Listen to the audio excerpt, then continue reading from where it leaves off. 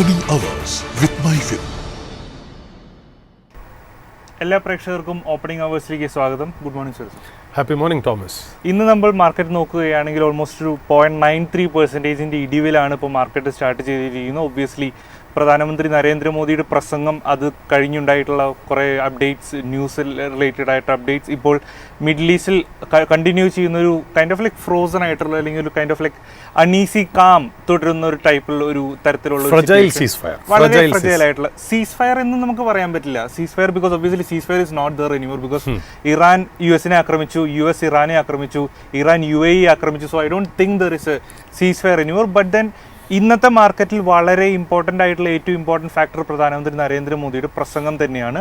Related to work from home നമ്മൾ കൂടുതലായിട്ട് observe ചെയ്യേണ്ടി വരും, കൂടുതലായിട്ടുള്ള എനർജി എഫിഷ്യൻ്റ് ആയിട്ട് നമ്മൾ യൂസ് ചെയ്യേണ്ടി വരും, ഫ്യൂവൽ കൺസംഷൻ നമ്മൾ കുറയ്ക്കേണ്ടി വരും. Obviously USD INR dollar purchase കുറയ്ക്കൽ അല്ലെങ്കിൽ ഡോളർ ഇന്ത്യ പർച്ചേസ് ചെയ്യുന്നത് കുറച്ച് INR സ്ട്രെങ്തൻ ചെയ്യുക എന്നൊരു നിലപാടിൽ തന്നെയാണ് സർക്കാർ തന്നെ, നാഷണൽ ഗവൺമെൻറ് തന്നെ ആ ഒരു നിലപാടാണ് എടുക്കുന്നത് എന്നാണ് നരേന്ദ്രമോദി ഡയറക്റ്റ്ലി ഇത് ജനങ്ങളോട് സംസാരിക്കുമ്പോൾ അതാണ് അതിൻ്റെ ഒരു ഇമ്പോർട്ടൻസ് ആയിട്ട് വരുന്നത്. സുരേഷ് സാർ, എന്താണ് സാറിൻ്റെ ഒരു അനാലിസിസ്? ഇന്നിപ്പോൾ മാർക്കറ്റ് 1.05% ഡൗൺ ആയിരിക്കുന്നു. സോ എങ്ങനെയാണ് പ്രധാനമന്ത്രി നരേന്ദ്രമോദിയുടെ പ്രസംഗം ആക്ച്വലി മാർക്കറ്റിനെ അല്ലെങ്കിൽ ഓവറോൾ ആയിട്ട് ഷോർട്ട് ടേം പീരീഡിലെങ്കിലും മാർക്കറ്റിനെ എഫക്റ്റ് ചെയ്യാൻ പോകുന്നത്? Happy morning to all viewers. Brand new day, brand new week. But even then, ഇതിനകത്ത് there is no light at the end of the tunnel. അതായത് ഒരു peaceful resolution between Iran and US സൈറ്റിലേ ഇല്ല എന്ന് തന്നെയാണ്. അതായത് ഈ വീക്കെൻഡോടുകൂടി ഈ tone and tenure of the global leaders മാറി എന്നുള്ള കാര്യം എനിക്ക് തോന്നുന്നു. എല്ലാ ഗ്ലോബൽ ലീഡേഴ്സും വിശ്വസിച്ചിരുന്നത് ഇതൊരു ടെമ്പററി ആണ്, പെട്ടെന്ന് ഇതിനൊരു റെസൊല്യൂഷൻ വരും. അതുമാത്രമല്ല ലാസ്റ്റ് ഒരു മാസമായിട്ട് വലിയ ഹെവി ഫയറിംഗ് ഒന്നും അങ്ങോട്ടും ഇങ്ങോട്ടും ഐസൊലേറ്റഡ് ആയിട്ടുള്ള ഇൻസിഡൻസ് അല്ലാതെ വേറെ ഒരു രീതിയിൽ നടന്നില്ല. അതും സ്ട്രെയിറ്റ് ഓഫ് ഹോർമസ് ഏരിയയിലാണ്, അതായത് ആ കടൽ ഭാഗങ്ങളിലാണ്, അല്ലാണ്ട് ലാൻഡിൽ വലിയ രീതിയിലില്ല. ഒക്കേഷണലായിട്ട് കുറച്ച് ഡ്രോൺസ് ദുബായിലേക്കും മറ്റതുമൊക്കെ പോകുന്നതല്ലാതെ വലിയ രീതിയിലുള്ള ഒരു യുദ്ധമൊന്നും കാണാത്ത സ്ഥിതിക്ക് പൊതുവേ the world was coming to terms with that. അപ്പോൾ അത് മാത്രമല്ല, എത്രയും പെട്ടെന്ന് ഒരു റെസൊല്യൂഷൻ ഉണ്ടാവുന്നു. പാകിസ്ഥാൻ അതിന് കൊടുത്തിരിക്കുന്ന ഒരു വലിയ ഒരു ക്യാൻവാസ് എന്ന് പറഞ്ഞാൽ വെറും 24 hours to 72 hours ഇത് തീരും എന്നൊക്കെ പറഞ്ഞിരുന്നു. എന്നാൽ ഇപ്പം നമുക്ക് മനസ്സിലാവുന്നത് അങ്ങോട്ടും ഇങ്ങോട്ടും പ്രപ്പോസൽസ് കൊടുക്കുന്നുണ്ട്. ഇറാൻ കുറേ പ്രപ്പോസൽസ് US അയക്കുന്നുണ്ട്, US കുറച്ച് പ്രപ്പോസൽ ഇറാനും അയക്കുന്നുണ്ട്. ബട്ട് ഇവിടെ ഇപ്പോൾ വീണ്ടും we are back to square one. അതായത് രണ്ടുപേരും അവരവരുടെ പ്രപ്പോസൽസ് തമ്മിൽ അത് റിജക്റ്റ് ചെയ്തിരിക്കുകയാണെന്നുള്ള ഒരു കാര്യം. അതിൽ തന്നെ ഈ പ്രപ്പോസൽസിൽ പറയുന്ന പോയിന്റ്സ് ഒക്കെ ഓൾമോസ്റ്റ് സെയിം ആണ്. US പറയുന്നു ഇറാനോട് ന്യൂക്ലിയർ എൻറിച്ച്മെന്റ് നിർത്തണം, ന്യൂക്ലിയർ എൻറിച്ച് ചെയ്തിട്ടുള്ള ആ യുറേനിയം സ്റ്റോക്ക് പൈൽസ് US കൈമാറണം. അതേസമയം ഇറാൻ കണ്ടിന്യൂസ്ലി പറയുന്നു US പേർഷ്യൻ ഗൾഫിൽ നിന്ന് പിന്മാറണം, US എല്ലാ ബേസസും അടച്ചുപൂട്ടണം. ഓൾമോസ്റ്റ് കൈൻഡ് ഓഫ് ഒരു last 2-3 proposals like vice versa travel ചെയ്യുമ്പോൾ സെയിം പോയിന്റ്സ് ആണ് ഇവർ രണ്ട് പാർട്ടീസും സെയിം പോയിന്റ്സ് ആണ് അങ്ങോട്ടും ഇങ്ങോട്ടും കമ്മ്യൂണിക്കേറ്റ് ചെയ്യുന്നതാണ് ഒരു മെയിൻ പോയിന്റ്. അബ്സല്യൂട്ട്ലി. കാര്യം ഇറാൻ പറയുന്നത് അവരുടെ സോവറിൻ റൈറ്റ് ആണ് ഈ യുറേനിയം എൻറിച്ച്മെന്റ്, അതിനകത്ത് കടക്കാനായിട്ട് US അധികാരമില്ല എന്ന് പറയുന്നു. രണ്ടാമത് അല്ലൈഡ് കൺട്രീസ് ആയിട്ടുള്ള ലെബനൻ അല്ലെങ്കിൽ ഹിസ്ബുള്ള അവർക്ക് മേലുള്ള അറ്റാക്ക് നിർത്തണം.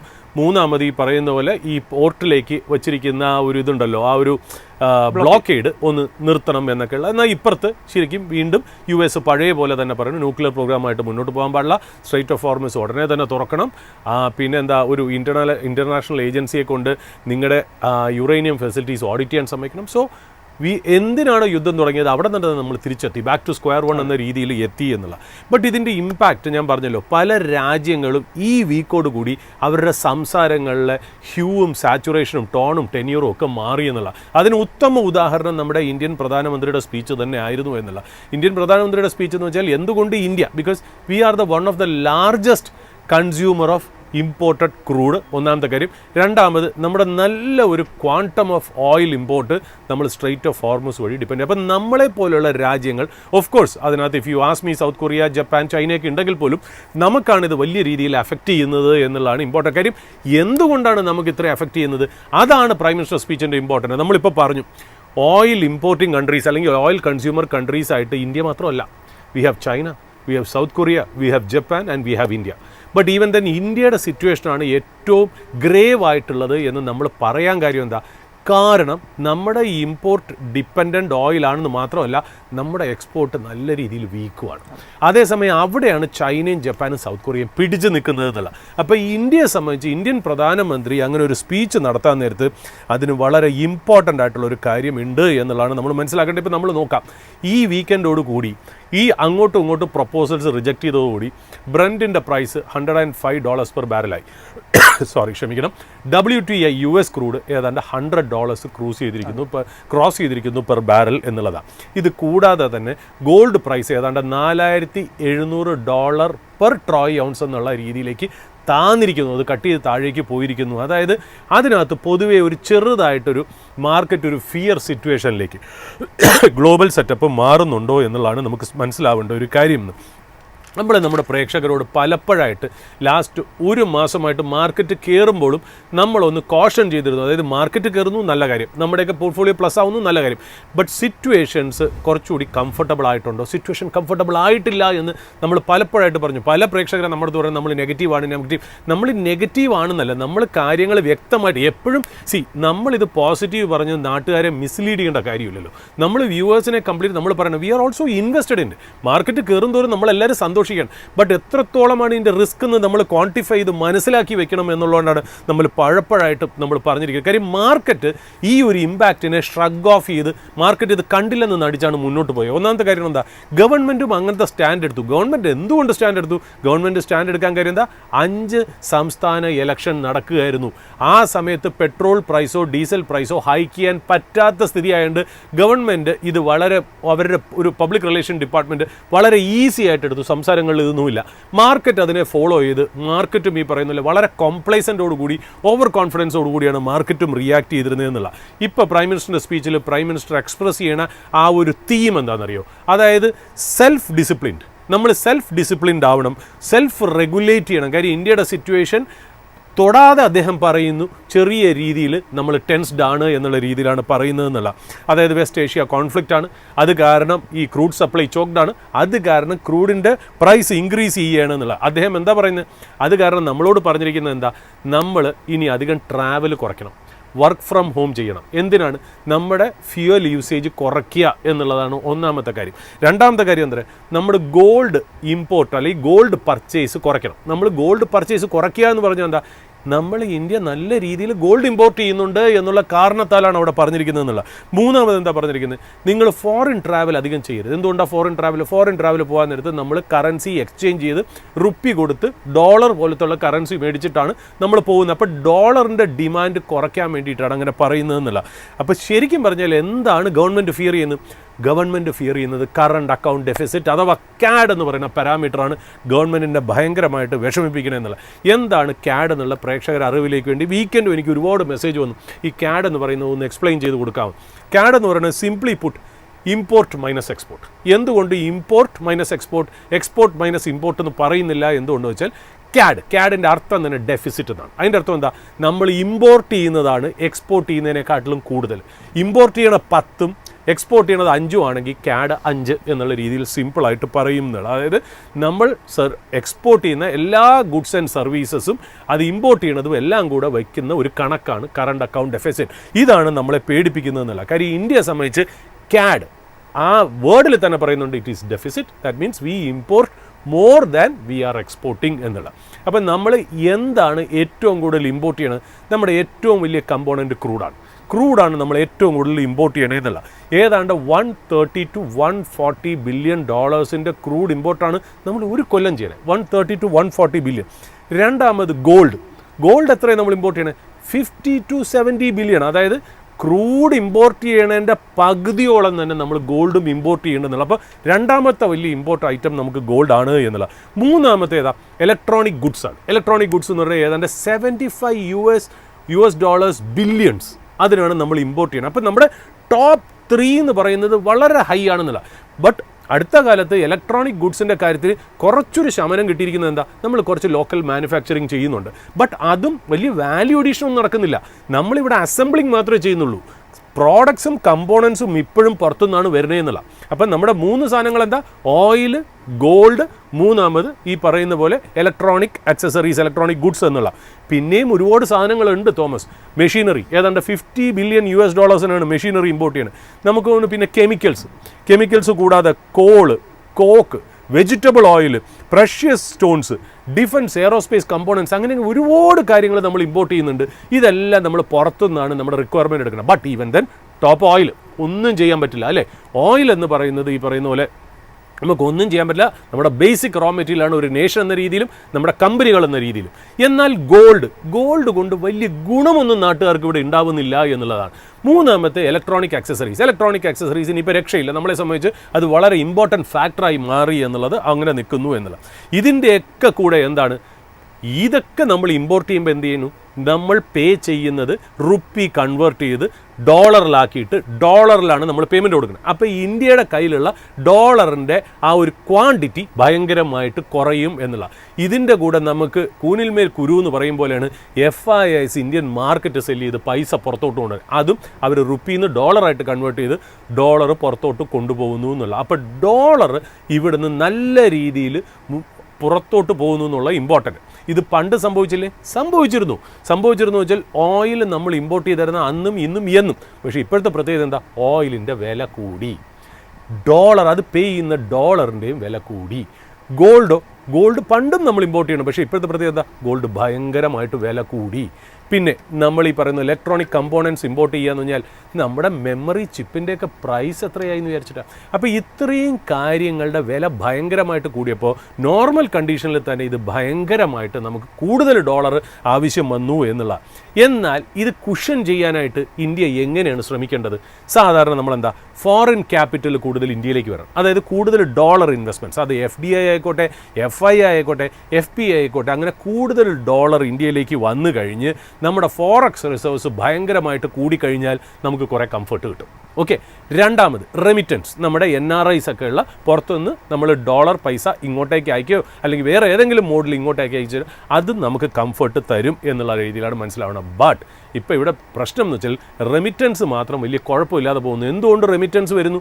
കാരണം ഇപ്പോൾ ഡോളർ കയറി നിൽക്കുന്നതുകൊണ്ട് അത് എൻജോയ് ചെയ്യാൻ വേണ്ടി പലരും പൈസ ഇങ്ങോട്ട് അയക്കുന്നു. എന്നാൽ ഇവിടെ തന്നെ സ്റ്റാഗ്നൻ്റ് ആയിട്ട് നിൽക്കണമെങ്കിൽ റെമിറ്റൻസും ഭയങ്കരമായിട്ട് കുറയും എന്നുള്ള. FDI കുഴപ്പമില്ലാതെ വരുന്നുണ്ട്, ബട്ട് FII മണി വളരെ കുറവാണ്, FPI മണി വളരെ കുറവാണ്. അപ്പോൾ ഈ കാരണത്താൽ തന്നെ നമ്മുടെ കറണ്ട് അക്കൗണ്ട് ഡെഫിസിറ്റ് വലിയ രീതിയിൽ തട്ടിയിട്ടുണ്ട് എന്നുള്ള കാര്യം ഞാനൊരു ഉദാഹരണം പറയാം. FY 25-26 തുടങ്ങി. Q1 നമ്മളെ CAD എന്ന് പറയുന്നത് 0.2% ഓഫ് GDP ആയിരുന്നു. അത് കഴിഞ്ഞ് സെക്കൻഡ് ക്വാർട്ടർ ആയപ്പോഴത്തേക്കും ഇത് 1.3% ഓഫ് GDP ആയി. തേർഡ് ക്വാർട്ടർ ആയിരുന്നപ്പോഴും 1.3% ഓഫ് GDP-യെക്കാളും ചെറുതായിട്ടൊന്ന് കൂടി ഏതാണ്ട് $13.2 ബില്യൺ ആയി എന്നുള്ളതാണ് നമുക്ക് മനസ്സിലാവേണ്ടത്. ഇതൊരു ക്രൈസിസ് ടെറിട്ടറി അല്ല. 1.3% ഓഫ് GDP എന്ന് പറയുന്നത് ഒരിക്കലും ക്രൈസിസ് ടെറിട്ടറിയാണ്. ബട്ട് അതിൻ്റെ ട്രാജക്ടറി നോക്കുകയാണെങ്കിൽ നല്ല രീതിയിൽ കൂടിയിട്ടുണ്ട് എന്നുള്ളതാണ് നമുക്ക് മനസ്സിലാവേണ്ടതെന്നുള്ള. ഇപ്പോൾ RBI ഒക്കെ നമ്മുടെ ഇവിടെ എസ്റ്റിമേറ്റ് വെച്ചിരിക്കുന്നത് എത്രയാണ്? അതായത് 2026 1.1 to 1.3% ഓഫ് GDP. ഇക്ര പോലത്തെ റേറ്റിംഗ് ഏജൻസി പറഞ്ഞിരിക്കുന്നത് 1.1 to 1.2% ഓഫ് GDP ആണ് CAD. അത് വെച്ച് നോക്കുമ്പോൾ 1.3% എന്ന് പറഞ്ഞാൽ ഇൻ ലൈൻ വിത്ത് എസ്റ്റിമേറ്റ്സ് ആണ്. ഇതുവരെ അത് കുഴപ്പമില്ല എന്നുള്ള. ബട്ട് ഇവിടുന്ന് ക്രൂഡ് ഇപ്പോൾ ഈ റെസൊല്യൂഷൻ ഒന്നും മിഡിൽ ഈസ്റ്റ് ഇല്ല. ക്രൂഡ് ഇനി കയറിക്കൊണ്ടിരിക്കുകയാണ്. $110 പെർ ബാരൽ കഴിയുന്നു, $120 പെർ ബാരൽ കഴിയുന്നു എന്നുണ്ടെങ്കിൽ ഇത് പ്രൊജക്റ്റ് ചെയ്യുന്നത് CAD 2 to 2.2% ഓഫ് GDP ആയിട്ട് മാറാം എന്നുള്ള രീതിയിൽ. ഇനി 120 മുകളിൽ സസ്റ്റൈൻഡ് ആയിട്ട് നിൽക്കണമെങ്കിൽ വേണമെങ്കിൽ 4% ഓഫ് GDP ആയിട്ട് CAD മാറാം എന്നുള്ളത് ഇന്ത്യയെ സംബന്ധിച്ച് വളരെ നെഗറ്റീവായിട്ടുള്ള ഒരു കാര്യം തന്നെയാണ്. നമുക്കറിയാം ഈ 1991 പോണതിന് മുമ്പ് ഈ 2013 ടേപ്പർ ടാൻഡ്രം എന്ന് പറഞ്ഞാൽ US ഇതേപോലെ ടേപ്പറിങ് മാറിയപ്പോൾ ഇവിടുന്ന് നല്ല രീതിയിലുള്ള ക്യാപിറ്റൽ ഫ്ലൈറ്റ് ഡോളർ ഇന്ത്യയിൽ നിന്ന് പോയി എന്നുള്ള ആ സിറ്റുവേഷനും ഈ സിറ്റുവേഷനും ഞാനൊന്ന് ജസ്റ്റ് നോക്കി. 2013 നമ്മുടെ CAD എത്രയായിരുന്നു അറിയോ? 4.8% ഓഫ് GDP. 4.8% ഓഫ് GDP ആയിരുന്നു അന്ന് CAD എന്ന് പറയുന്നത്. ഇപ്പം നമ്മൾ പ്രൊജക്റ്റ് ചെയ്യണ എത്ര? 2 to 2.2%. അപ്പോൾ CAD കംഫർട്ടബിളാണ്. ബട്ട് യുദ്ധം കൂടുതൽ നിൽക്കുകയാണെങ്കിൽ നമ്മൾ ഈ 4.8 ലെവലിലേക്കൊക്കെ പോവുമോ എന്നുള്ള പേടിയാണെന്നുള്ള. അന്ന് 2013 നമ്മുടെ കയ്യിൽ ഫോറക്സ് റിസർവ് എത്രയായിരുന്നു അറിയോ? 292 ബില്യൺ. ഇന്നങ്ങനെയല്ല. ഇന്ന് നമ്മുടെ കയ്യിൽ $690 ബില്യൺ ഉണ്ട് എന്നുള്ള. അതായത് എന്താണ് ഈ $292 ബില്യൺ 2013 ഫോറക്സ് റിസർവ് എന്ന് പറയുന്നത്? അതായത് നമുക്ക് എത്ര മാസത്തെ ഇമ്പോർട്ടിന് കൊടുക്കാനുള്ള കാശുണ്ട്, അതിന് നമ്മൾ ഇമ്പോർട്ട് കവർ എന്നാണ് പറയുന്നത്. അത് 7 മാസത്തേക്കേ 2013 ഉണ്ടായിരുന്നുള്ളൂ. ഇപ്പം അങ്ങനെയല്ല. ഇപ്പം ഏതാണ്ട് നമുക്ക് 11 മാസത്തേക്ക്, അതായത് 700 ബില്യൺ എന്ന് പറഞ്ഞാൽ 11 മാസത്തെ ഇമ്പോർട്ട് കവർ ചെയ്യാനുള്ള പൈസ നമ്മുടെ കയ്യിൽ സേഫ് ആൻഡ് സെക്യൂർ ആയിട്ട് ഇരിപ്പുണ്ട് എന്നുള്ളത്. 2013 എന്താ ക്രൂഡ് എന്ന് പറയുന്നത് $108 പെർ ബാരലായിരുന്നു. നമ്മുടെ ഇവിടെ ആണെങ്കിലോ, നമ്മുടെ ഇവിടെ ഇപ്പോൾ ഏതാണ്ട് $108-110 പെർ ബാരലായി. അപ്പോൾ ഏതാണ്ട് 2013 സിറ്റുവേഷനായിട്ടാണ് പലരും ഇതിനെ കമ്പയർ ചെയ്യണമെങ്കിലും ചെറിയൊരു വ്യത്യാസം 2013 ആയിട്ടുണ്ട്. ബട്ട് 2013 സിറ്റുവേഷനിലേക്ക് നമ്മൾ എത്തുമോ എന്നുള്ളതാണ് നമ്മൾ നോക്കേണ്ടതെന്നുള്ളത്. അതായത് പറയണമെന്നറിയും, ക്രൂഡിന് US ഡോളേഴ്സ് $10 കൂടുകയാണെന്ന് വിചാരിക്കുകയാണെങ്കിൽ നമ്മുടെ GDPയുടെ CAD-നെ 0.4 to 5% of GDP CAD affect ചെയ്യും എന്നുള്ള രീതിയിൽ. കാര്യം അത്രമാത്രം ഇമ്പാക്റ്റാണ് ക്രൂഡിനുള്ളത് എന്നുള്ളതാണ്. അപ്പം നമ്മുടെ പ്രോബ്ലം എന്താ? ക്രൂഡ് ഇങ്ങനെ കയറിക്കൊണ്ടിരിക്കുന്നു. ക്രൂഡ് കയറിക്കൊണ്ടിരിക്കുമ്പോൾ fiscal deficit trade deficit, current account deficit widen ചെയ്യുന്നു, റുപ്പി വീക്കൻ ചെയ്യുന്നു, നമ്മുടെ ഇമ്പോർട്ടഡ് ഇൻഫ്ലേഷൻ കൂടിപ്പോകുന്നു എന്നുള്ളതാണ് നമുക്ക് മനസ്സിലാവേണ്ടത് എന്നുള്ള. അപ്പോൾ ഗോൾഡ് ഇമ്പോർട്ട് എന്ന് പറയുന്നത് നമുക്ക് വലിയൊരു ഇമ്പോർട്ടൻ്റ് കാര്യമാണ്. അപ്പോൾ ഈ ഗോൾഡ് ഇമ്പോർട്ടിനെ ഭയങ്കരമായിട്ട് സിഗ്നിഫിക്കൻ്റ് ആയിട്ട് നമ്മൾ കുറയ്ക്കണം എന്നുണ്ടെങ്കിൽ നമ്മുടെ ഇവിടുത്തെ ഗോൾഡ് ഡിമാൻഡ് ഭയങ്കരമായിട്ട് കുറയണം. അതാണ് പ്രൈം മിനിസ്റ്റർ പറഞ്ഞത്, നിങ്ങൾ ഗോൾഡ് കുറച്ച് ഉപയോഗിക്കണം. കാര്യം എന്ന് വെച്ചാൽ ഈ ഗോൾഡിന് വലിയൊരു പ്രൊഡക്ടിവിറ്റി ഉള്ള സാധനമൊന്നുമില്ല, വലിയൊരു എക്സ്പോർട്ട് മെറ്റീരിയലല്ലോ. തിരിച്ച് നമ്മുടെ ഇവിടെ കൺസംഷൻ നമ്മുടെ കയ്യിൽ നിന്ന് അങ്ങോട്ടും ഇങ്ങോട്ടും മാറുന്നു. ഇതിൻ്റെ ഇടയിൽ കുറച്ച് പ്രോഫിറ്റ് മാർജിൻ ജുവലേഴ്സ് ഉണ്ടാക്കുന്നു. ആ ജുവലേഴ്സിൽ നിന്ന് ഉണ്ടാക്കുന്ന ടാക്സ് റവന്യൂ ആണ് ഗവൺമെൻറ്റിന് കിട്ടുന്നത്. അല്ലാതെ ഒരു വാല്യൂ അഡീഷൻ എക്കണോമിയിലേക്ക് ഗോൾഡ് കൊണ്ടുവരുന്നില്ല എന്നുള്ളതാണ് നമ്മൾ മനസ്സിലാക്കേണ്ടത്. അപ്പോൾ നമ്മളെ സംബന്ധിച്ച് എന്താ ഈ ആകെപ്പാടെ ഇത് കുഷനിങ് ചെയ്തിരുന്നത്, അതായത് ഈ CAD-നെ കുഷനിങ് ചെയ്തിരുന്നത് ഏതാ? നമ്മുടെ IT-യുടെ എക്സ്പോർട്സാണ്. IT സർവീസസ് എക്സ്പോർട്സാണ് നമ്മളെ ഹെൽപ്പ് ചെയ്തിരുന്നത്. ബട്ട് ഇപ്പം നമുക്കൊരു പ്രോബ്ലം വന്നു. ഈ ആർട്ടിഫിഷ്യൽ ഇൻ്റലിജൻസിൻ്റെ ട്രേഡ് കാരണം IT എന്ന് പറയുന്ന സെക്ടറിന് അടി കിട്ടിയിട്ടുണ്ട്. ബട്ട് ഒരു സേവിങ് ഗ്രേസ് എന്ന് വെച്ചാൽ എക്സ്പോർട്സിൽ കുറവ് വന്നിട്ടില്ല, കൂടിയിട്ടില്ലെങ്കിലും എക്സ്പോർട്സിന് കുറവ് വന്നിട്ടില്ല എന്നുള്ളത് കംഫർട്ടബിൾ ആണ് എന്നുള്ളത്. പിന്നെ നമ്മുടെ കയ്യിലുള്ള ഫോറക്സ് റിസർവും ഏതാണ്ട് 11 മാസത്തെ $690 ബില്യൺ എന്ന് പറയുന്നതും നമുക്ക് കംഫർട്ടബിൾ ആണ് എന്നുള്ള. ബട്ട് ഒരു കാര്യം ശ്രദ്ധിക്കണം, ഈ 690 ബില്യൺ ഫോറക്സ് റിസർവ് നമ്മുടെ കയ്യിലുണ്ടല്ലോ, RBI ഈ റുപ്പിയെ ഡിഫെൻഡ് ചെയ്യാൻ വേണ്ടിയിട്ട് ഇറക്കി എനിക്ക് തോന്നുന്നു $100 ബില്യൺ തന്നെ ഏതാണ്ട് ഈ RBI റുപ്പി ഡിഫെൻഡ് ചെയ്യാൻ വേണ്ടിയിട്ട് ഉപയോഗിച്ചു എന്നുള്ള മനസ്സിലായി. അപ്പം പെട്ടെന്ന് ഇത് ഇവാപ്രേറ്റ് ചെയ്ത് കാലിയായിക്കൊണ്ടിരിക്കുകയാണെന്ന് നമ്മൾ വിട്ടുപോകരുത് എന്നുള്ള. അപ്പം നമുക്ക് കുറച്ച് ടെൻഷൻസ് ഉണ്ട് എന്നുള്ളതാണ്. ഒരു കാര്യം ഉറപ്പായി, എലക്ഷൻ തീരും വരെ ഇത് ക്രൂഡ് പ്രൈസസ് വില കൂട്ടൂല, റീറ്റെയിൽ പ്രൈസസ് എന്നാണ് നമ്മൾ വിശ്വസിച്ചിരുന്നത്. അതേപോലെ നടന്നു. ഏതാണ്ട് ഇപ്പം മനസ്സിലാവുന്നത് ഈ പ്രൈം മിനിസ്റ്ററിൻ്റെ സ്പീച്ച് വേറെ ഒന്നുമല്ല, ഒരു ജസ്റ്റ് ഷോ ഓഫ് ആണ്. Because they are going to increase crude prices എന്നാണ് എനിക്ക് തോന്നുന്നത് എന്നാണ് എനിക്ക് മനസ്സിലാവുന്ന ഒരു കാര്യം എന്ന് പറയുന്നത്. അതായത് ഇപ്പം ഓയിൽ ഭയങ്കരമായിട്ട് കയറി അഫക്റ്റ് ചെയ്യാൻ പോകുന്ന കാര്യങ്ങൾ നമുക്കറിയാലോ. എല്ലാം transportation, cost of living, inflation, food prices, fertilisers prices, എയർലൈൻ്റെ പ്രൈസസ്, കംപ്ലീറ്റ് കാര്യങ്ങളും താറുമാറാവും എന്നുള്ള കാര്യത്തിൽ യാതൊരു കാര്യം. ഇത് മാത്രമല്ല, ഈ ഇന്ത്യൻ കമ്പനികളുടെ റോ മെറ്റീരിയൽ ഈ പറയുന്ന പോലെ എനർജി അതേപോലെ കാര്യങ്ങൾക്കൊക്കെ ക്രൂഡ് ഭയങ്കരമായിട്ട് ആവശ്യമുണ്ട് എന്നുള്ള. Tyre, paint, chemical, pharma, metal, auto industry ആയിട്ടുള്ള ഒരു ഇൻഡസ്ട്രിയും ഇതിൽ നിന്ന് മേ ബി നമുക്ക് വേണമെങ്കിൽ പറയാം ടെലികോം വേണമെങ്കിൽ മാത്രം ബെനിഫിറ്റ് ചെയ്യും. പിന്നെ ഡൊമസ്റ്റിക് ഹോട്ടൽസ്. പക്ഷേ ഡൊമസ്റ്റിക് ഹോട്ടൽസ് എന്ന് പറഞ്ഞാൽ ട്രാൻസ്പോർട്ടേഷൻ കോസ്റ്റ് കൂടി, ഫുഡിൻ്റെ പ്രൈസസ് കൂടി എന്നുണ്ടെങ്കിൽ അതും ഈ പറയുന്ന പോലെ നമ്മൾ ബെനിഫിഷ്യറി എന്ന് പറയാൻ പറ്റില്ല. ബട്ട് ഈവൻ ദെൻ ഈ കാര്യങ്ങളൊക്കെയാണ് നമുക്ക് പ്രോബ്ലമായിട്ട് ഫേസ് ചെയ്യണേ എന്നുള്ളതാണ് നമുക്ക് മനസ്സിലാവേണ്ടത്. ഇപ്പം നമ്മളുണ്ടല്ലോ, നമുക്ക് വല്ലാത്ത ഒരു എന്താ പറയുക, ഒരു സർക്കുലറായിട്ടുള്ളൊരു ഇഷ്യൂ ആണ്. അതായത് ഈ ഇഷ്യൂവിൻ്റെ ഏറ്റവും വലിയ പ്രശ്നം എന്നറിയോ, നമുക്കിപ്പോൾ എന്താ സംഭവിച്ചിരിക്കുന്നത്, നമുക്ക് അല്ലെങ്കിൽ തന്നെ ടാരിഫിൻ്റെ ഇഷ്യൂസ് ഉണ്ടായിരുന്നു. അത് കാരണം തന്നെ നമ്മുടെ എക്സ്പോർട്ട്സ് ഇത്തിരി പ്രഷറായിരുന്നു. അത് കൂടാതെ തന്നെ നമ്മുടെ ഇവിടുത്തെ സ്റ്റോക്ക് മാർക്കറ്റിൻ്റെ വാല്യുവേഷനോ ടാക്സോ എന്ത് കാരണങ്ങളും വേണമെങ്കിലും ജനങ്ങൾ പറഞ്ഞോട്ടെ, ഇവിടുന്ന് പൈസ പൊയ്ക്കൊണ്ടിരിക്കുകയായിരുന്നു. ഇത് കാരണം എന്താ, ഡോളർ വില കൂടി നിൽക്കുകയായിരുന്നു എന്നുള്ള. ഈ ഡോളർ വില കൂടി നിൽക്കുമ്പോൾ നമുക്ക് എന്ത് പറ്റും, നമ്മുടെ ക്രൂഡ് ഇമ്പോർട്ട് ചെയ്യാനും ഗോൾഡ് ഇമ്പോർട്ട് ചെയ്യാനും കൂടിയ വിലയുള്ള ഡോളർ വെച്ച് വേണം പേ ചെയ്യാൻ.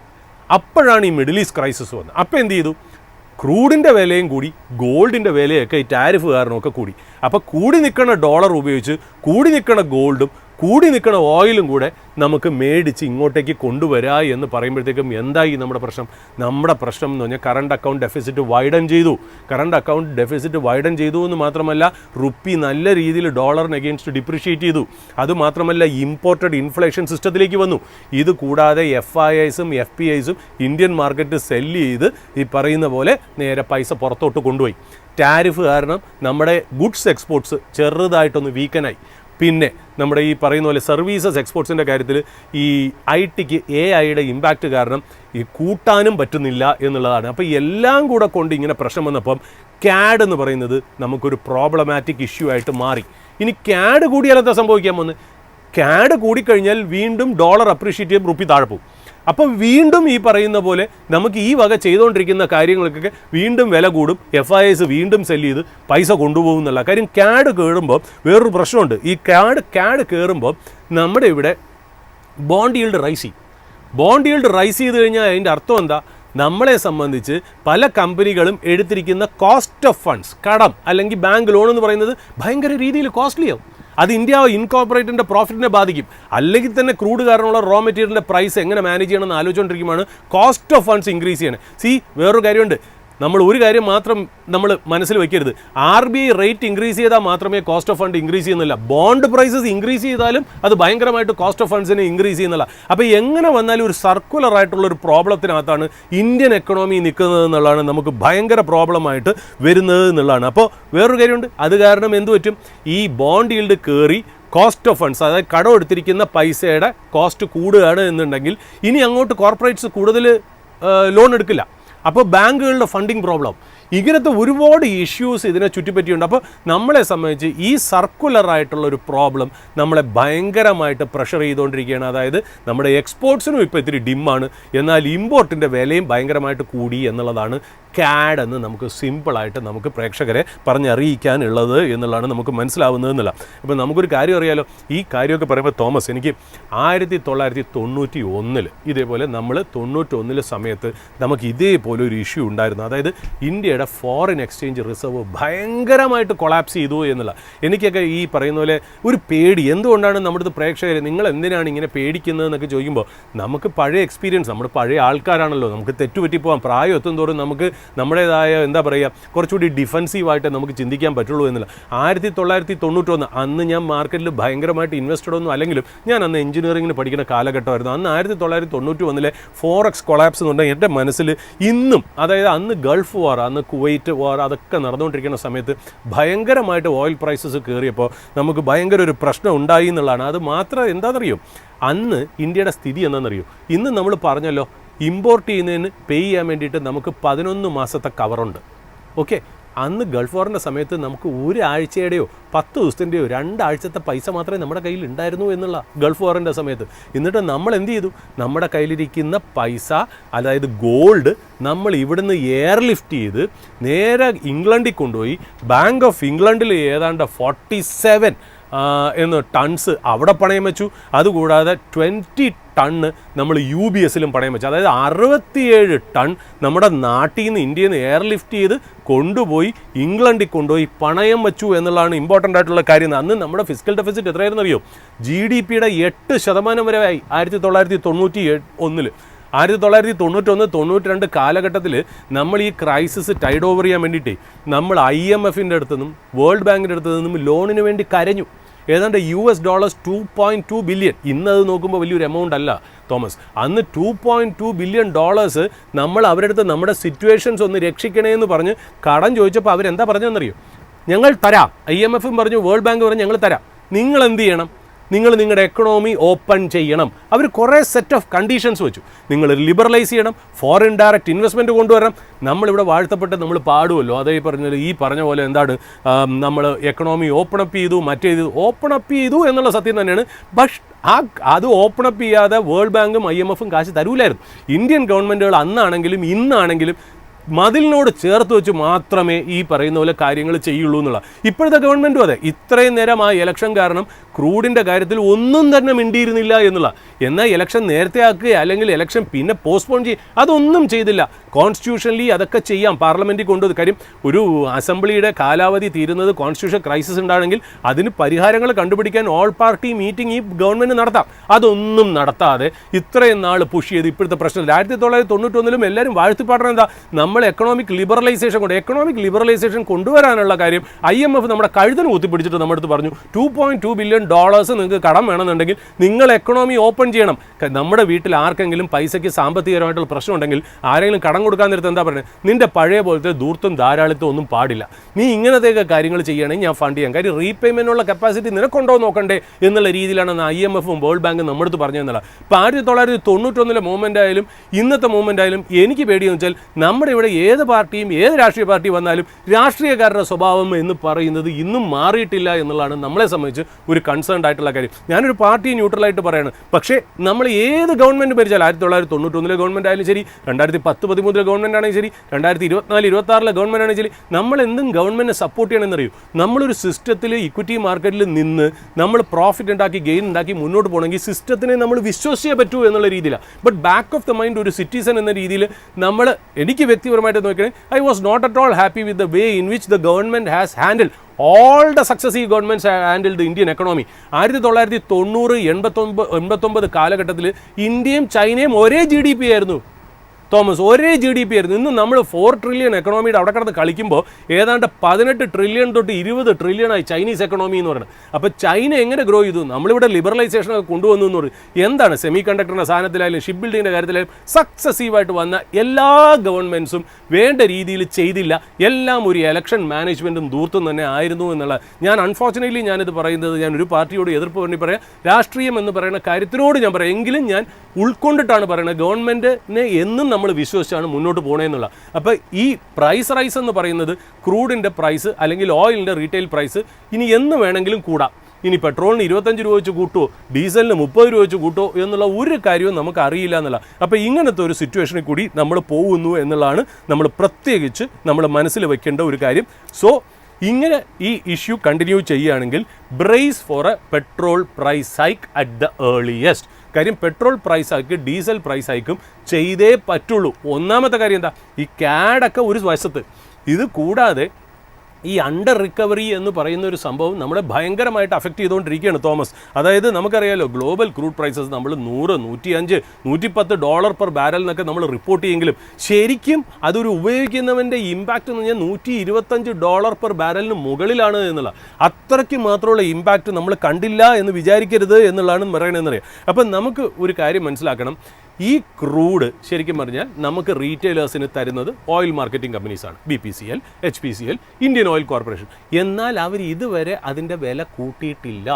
അതിൻ്റെ അർത്ഥം എന്താ, അവരുടെ കോസ്റ്റ് കൂടിയെങ്കിൽ പോലും ആ കോസ്റ്റ് ഇൻക്രീസ് നമ്മളിലേക്ക് പാസ് ഓൺ ചെയ്തിട്ടില്ല എന്ന് പറയുന്നതിൻ്റെ അർത്ഥം എന്താ, അവർ ലോസ് അബ്സോർബ് ചെയ്യാണ്.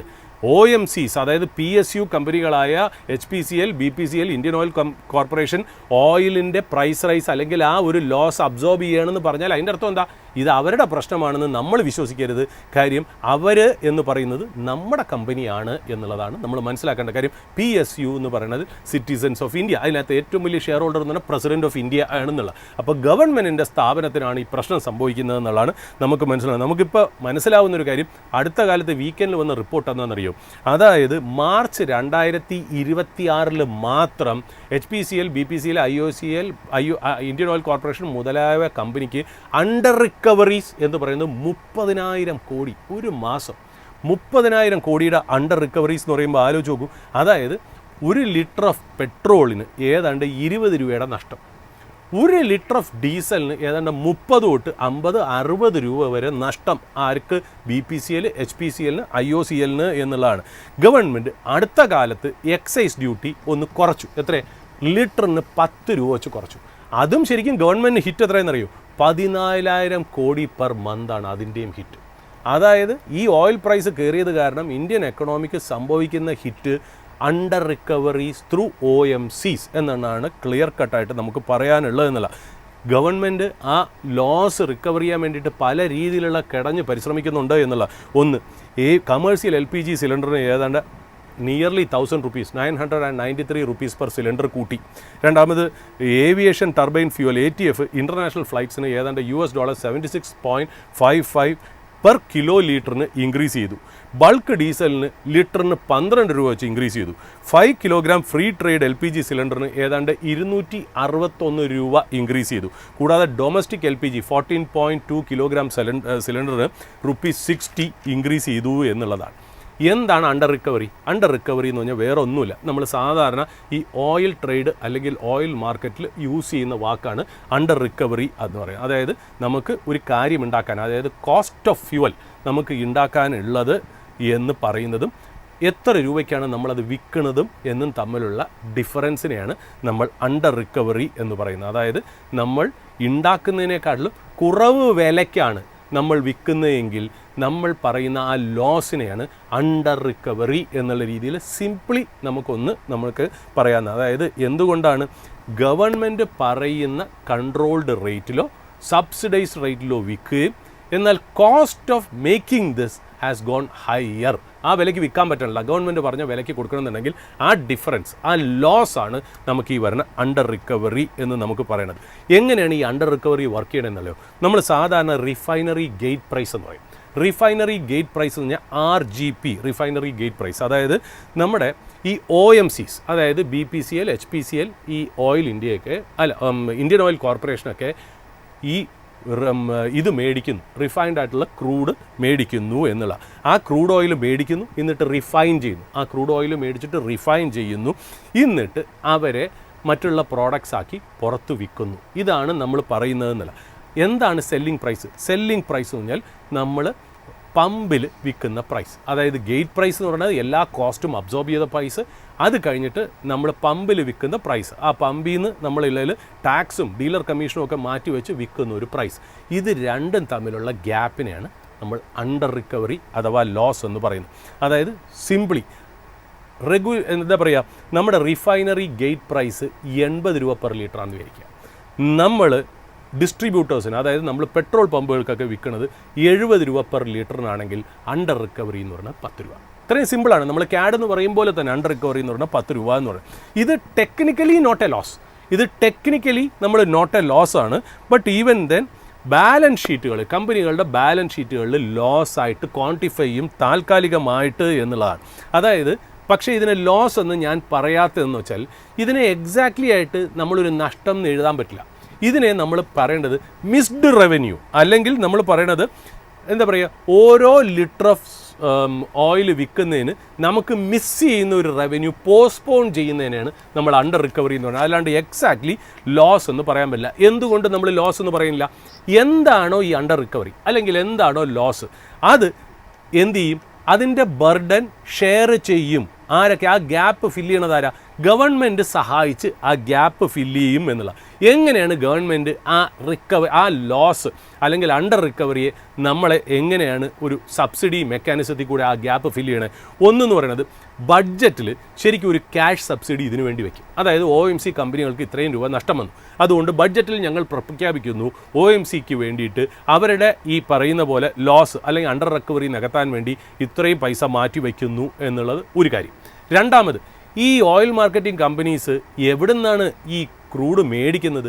ONGC, ഓയിൽ ഇന്ത്യ പോലെയുള്ള അപ്സ്ട്രീം കമ്പനീസ്. ONGCയും ഗവൺമെൻറ് കമ്പനി, ഓയിൽ ഇന്ത്യയും ഗവൺമെൻറ് കമ്പനി ആയതുകൊണ്ട് അവർ ഡിസ്കൗണ്ടിൽ കൊടുക്കുമ്പോൾ കുറച്ചൊക്കെ ഒന്ന് ഇമ്പാക്റ്റ് കുറയ്ക്കാൻ പറ്റും. അങ്ങനെ ഗവൺമെൻറ്റിൻ്റെ സഹായം കൂടാതെ ONGC ഒക്കെ ഡിസ്കൗണ്ട് കൊടുക്കുന്നത് കാരണവും കുറച്ച് കംഫർട്ടബിൾ ആവും എന്നുള്ളതാണ് നമുക്ക് മനസ്സിലാവുന്നത്. പിന്നെ മൂന്നാമത് എങ്ങനെയാണ് ഈ ലോസ്? ഈ മൂന്നാമത് കുറച്ച് ലോസ് OMCs അവരുടെ ബാലൻസ് ഷീറ്റിൽ അബ്സോർബ് ചെയ്യും എന്നുള്ളതാണ് നമ്മൾ മനസ്സിലാക്കേണ്ടത്. അതായത് P&L, ആ P&L അബ്സോർബ് ചെയ്യുമ്പോൾ എന്ത് പറ്റും? ബാലൻസ് ഷീറ്റിൻ്റെ ഗതി മാറും, പിന്നെ സ്റ്റോക്കിൻ്റെ വാല്യൂഷൻ ചേഞ്ച് വരും, സ്റ്റോക്ക് പ്രൈസിൽ കറക്ഷൻ വരും. അതാണ് ഇപ്പോൾ OMCസിൽ നടന്നുകൊണ്ടിരിക്കുന്നത് എന്നുള്ളതാണ് നമ്മൾ മനസ്സിലാവേണ്ടത്. അപ്പോൾ ഒരു കാര്യം കൂടെ പറഞ്ഞ് ഞാൻ തോമസിൻ്റെ അടുത്തേക്ക് വരാം. അതായത് നമുക്ക് 2005, 2010 കാലഘട്ടങ്ങളിൽ നമുക്ക് ക്രൂഡ് ഏതാണ്ട് 2008 തോന്നുന്നു $147 പെർ ബാരലിലേക്ക് പോയിരുന്നു. ആ സമയത്ത് അറിയാമല്ലോ, ഇതേപോലെ ഗവൺമെൻറ് കൺട്രോൾ ചെയ്തിട്ട് എത്ര രൂപയാണോ കോസ്റ്റ് അതിൽ വില കുറഞ്ഞാണ് ജനങ്ങൾക്ക് സപ്ലൈ ചെയ്തുകൊണ്ടിരിക്കുന്നത്. അപ്പോൾ ക്രൂഡിൻ്റെ വില ഇൻ്റർനാഷണൽ മാർക്കറ്റ് കൂടിയെങ്കിലും നമ്മളെപ്പോലത്തെ സാധാരണ എന്ന് ഈ പറയുന്ന പോലെ ഹോമിന് നമ്മൾ അഫക്റ്റ് ചെയ്തിട്ടില്ല. കാര്യം ഗവൺമെൻറ് റെഗുലേറ്റ് ചെയ്ത് സബ്സിഡൈസ് ചെയ്താണ് നമുക്ക് ക്രൂഡ് തന്നിരിക്കുന്നത് എന്നുള്ള. ബട്ട് ഈവൻ ദെൻ നമ്മളന്ന് വിചാരിച്ചിരിക്കുന്നത് നമുക്ക് കിട്ടുന്ന ഒരു ബെനിഫിറ്റാണ്, പെർക്കാണ്, നമ്മളെ ഗവൺമെൻറ് സഹായിച്ചു എന്നുള്ളത്. ഏത് ഗവൺമെൻറ് ആണെങ്കിലും ശരി അങ്ങനെ ഒരിക്കലുമില്ല. നമ്മുടെ ഇടത്തെ പോക്കറ്റിൽ നിന്ന് നമുക്ക് ശരിക്കും ആശ്വാസം കിട്ടുമെങ്കിൽ വലത്തെ പോക്കറ്റിൽ നമ്മുടെ കടം കൂടിക്കൊണ്ടിരിക്കുകയാണ് എന്നുള്ളതാണ് അതിനകത്ത് വാസ്തവം എന്ന് പറയുന്നത്. അതായത് ഗവൺമെൻറ് അത് നികത്താൻ വേണ്ടി അന്നൊരു സൊല്യൂഷൻ കൊണ്ടുവന്നു. എന്താണ് ഗവൺമെൻറ് എന്ത് ചെയ്തു? അന്ന് ഗവൺമെൻറ്റിൻ്റെ ഫിസ്ക്കൽ ഡെഫിസിറ്റ് മാത്തമാറ്റിക്സ് വലിയ ഗുണമില്ലായിരുന്നു ഇന്ത്യൻ എക്കണോമിയുടെ. അപ്പോൾ അതുകൊണ്ട് അതിനെ അഫക്റ്റ് ചെയ്യാതിരിക്കാൻ വേണ്ടിയിട്ട് ബഡ്ജറ്റിൽ നിന്നും നേരിട്ട് സബ്സിഡി ആയിട്ടുള്ള പൈസ ഇതിൻ്റെ ലോസ് നികത്താൻ, അണ്ടർ റിക്കവറിക്ക് നികത്താൻ കൊടുത്തിട്ടില്ല. പകരം എന്ത് ചെയ്തു? ഗവൺമെൻറ് ഒരു ഇന്നോവേറ്റീവ് ആയിട്ടുള്ള ഐഡിയ കൊണ്ടുവന്നു. ഓയിൽ ബോണ്ട് എന്ന് പറയുന്ന ഒരു കാര്യം സിസ്റ്റത്തിലേക്ക് കൊണ്ടുവന്നു എന്നുള്ള. ഓയിൽ ബോണ്ട് എന്ന് പറയുന്നത് എന്താ? ഓയിൽ ബോണ്ട് എന്ന് പറയുന്നത് ഓഫ് ബഡ്ജറ്റ് ലയബിലിറ്റിയാണ്. ഓഫ് ബഡ്ജറ്റ് ലയബിലിറ്റി ആയിട്ട് കാണിക്കുന്നത് വെച്ചാൽ നമ്മൾ ഓയിൽ ബോണ്ട് ഇഷ്യൂ ചെയ്ത് കഴിഞ്ഞാൽ 15 തൊട്ട് 20 കൊല്ലത്തിലേ അത് തിരിച്ചു കിട്ടുള്ളൂ എന്നുള്ളത്. അതായത് താൽക്കാലികമായിട്ടുള്ള ഒരു പരിരക്ഷ എന്നുള്ള രീതിയിലാണ് ഓയിൽ ബോണ്ട്. അതായത് ഗവൺമെൻറ്റിൻ്റെ സ്പെഷ്യൽ ആയിട്ടുള്ള ഒരു security issue to OMC companies like HPCL, BPCL and Indian Oil to negate their under recovery or loss. അതിനു വേണ്ടി കൊണ്ടുവന്നാണ് ഇതെന്ന് പറയുന്നത്. എന്താണ് ഈ ഓയിൽ ബോണ്ട്? ഓയിൽ ബോണ്ടുകൾ ഗവൺമെൻറ്റിന് കൊടുത്തിട്ട് ഓയിൽ ബോണ്ട് ഗവൺമെൻറ് OMC കമ്പനികൾക്ക് കൊടുത്തിട്ട് പറഞ്ഞാൽ എന്താ? ഈ ബോണ്ടുകൾ നിങ്ങൾ വച്ചോളൂ, നിങ്ങൾക്ക് ഇയർലി ഏതാണ്ട് 6.35% മുതൽ 8.4% വരെ നിങ്ങൾക്ക് ഇൻട്രസ്റ്റ് കിട്ടും. എന്നിട്ട് 15-20 കൊല്ലം ആകുമ്പോൾ നിങ്ങൾക്കത് പേ ചെയ്ത് ആ ബോണ്ട് തിരിച്ചു മേടിക്കും. ആ ബോണ്ട് നിങ്ങൾ ഹോൾഡ് ചെയ്തിടത്തോളം കാലം നിങ്ങൾക്ക് കൊല്ലം തോറും ഇൻട്രസ്റ്റ് ഞങ്ങൾ തന്നുകൊണ്ടിരിക്കും. അതായത് ഒരു ടെമ്പററി ആയിട്ടുള്ള വേറൊരു ഓഫ് ബഡ്ജറ്റ് മെക്കാനിസത്തിലെ ഒരു ഇന്നോവേറ്റീവ് പ്രോഡക്റ്റ് ആയിരുന്നു ഓയിൽ ബോണ്ട് എന്ന് പറയുന്നത്. വേണമെങ്കിൽ ഈ OMC കമ്പനികൾക്ക് ഈ ബോണ്ട് മേടിച്ച് വച്ചിട്ട് 15 തൊട്ട് 20 കൊല്ലം കയ്യിൽ വയ്ക്കാം. എന്നിട്ട് ഗവൺമെൻറ് കംപ്ലീറ്റ് പൈസ താഴുമ്പോൾ മാത്രം ഇത് തിരിച്ചു കൊടുത്താൽ മതി. ഇത് ഹോൾഡ് ചെയ്തിരിക്കുന്ന കാലത്ത് ഈ പറയുന്ന 6.5-8% പലിശയും മേടിച്ചുകൊണ്ട് നിൽക്കാം എന്നുള്ളതാണ് മനസ്സിലായത്. ഇല്ല, ഇവർക്ക് പ്രിമച്ചുവറായിട്ട് വേണമെങ്കിൽ ഈ ഓയിൽ ബോണ്ട്സ് പുറത്ത് സെല്ല് ചെയ്യുകയും ചെയ്യാം, ഇമ്മീഡിയറ്റ് ആയിട്ടൊരു പൈസയുടെ റിക്വയർമെൻറ്റ് വരുന്നെങ്കിൽ എന്നുള്ളതാണ് നമുക്ക് മനസ്സിലാവേണ്ടത് എന്നുള്ള. അപ്പോൾ 15 കൊല്ലത്തേക്ക് അന്ന് ഗവൺമെൻറ് നമ്മുടെ റീറ്റെയിൽ പ്രൈസസ് കൂട്ടാതെ നമ്മളെ സംരക്ഷിച്ചുകൊണ്ട് നമ്മളെ സഹായിക്കാൻ വേണ്ടി പെട്രോൾ പ്രൈസസും ഡീസൽ പ്രൈസസ് കുറച്ച് വച്ചത് കാരണം ഓയിൽ ബോണ്ട് ഇഷ്യൂ ചെയ്തു 15 കൊല്ലം 20 കൊല്ലത്തേക്ക് ടുവേർഡ്സ് വർത്ത് എത്രയെന്നറിയോ? 1.44 lakh crore. 1.44 lakh crore oil bond issue ചെയ്യുമ്പോൾ 15 കൊല്ലം 20 കൊല്ലം കൊണ്ട് നമ്മളത് തിരിച്ച് റീപേ ചെയ്യുമ്പോൾ പ്രിൻസിപ്പൽ എമൗണ്ട് ആണ് 1.44. അതിൻ്റെ മുകളിൽ 1.44 lakh crore മുകളിൽ ഇൻട്രസ്റ്റും കൂടെ ആഡ് ചെയ്ത് വരുമ്പോൾ 3.23 lakh crore നമ്മൾ തിരിച്ച് OMCസിന് കൊടുക്കേണ്ടിയിരിക്കുന്നു എന്നുള്ള ആ പ്രോസസ്സ് കണ്ടിന്യൂ ചെയ്ത് എനിക്ക് തോന്നുന്നു മാർച്ച് 2026 ലാസ്റ്റ് ട്രാഞ്ച് ആയിട്ടുള്ള 37,000 കോടി അടുപ്പിച്ചുള്ള പൈസ ലാസ്റ്റ് ട്രാഞ്ച് ഈ ഓയിൽ ബോണ്ടിൻ്റെയും കൂടെ കൊടുത്തു എന്നുള്ളതാണ് നമുക്ക് മനസ്സിലാവുന്ന ഒരു കാര്യം.